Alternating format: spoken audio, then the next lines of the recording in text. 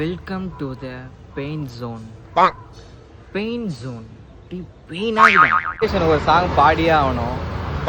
நான் ஆடுறேன், நான் ஆடுறேன், நான் ஆடுறேன். வா, அடிக்கிற வெயிலுக்கும் கிடைக்காத ஆர்டருக்கும் இன்னைக்கு ஓடுறதா இருக்குது. நான் தான் பண்ணுறது ரைமிங்லாம் டைமிங்கில் வருது இன்னைக்கு.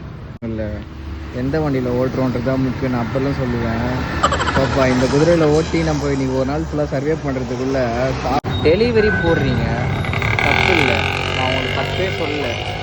கொஞ்சம் கரெக்டான லொக்கேஷனில் கரெக்டான இடத்த நீங்கள் அட்ரஸில் போட்டிங்கன்னா நான் இடத்துல போகிறேன். ஒரு ஆர்டரை எடுத்து படிக்கட்டில் நடந்து ஏறி இறங்குறது ஒரு ஒர்க் அவுட்டாக இருக்குதுப்பா. சரியான ஒர்க் அவுட். லெக்கேட் வந்து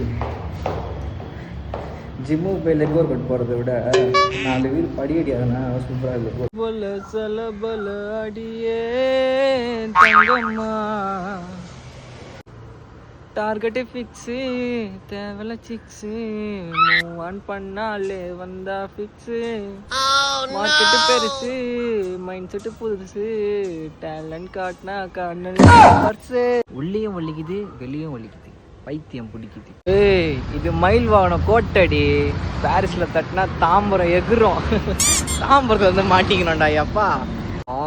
தாம்பரத்தில் இருந்தால் தான் ஆர்டர் வராதுன்னு பார்த்தா ஒரே ஒரு ஆர்டர் பல்காக அச்சு விட்டுருச்சு.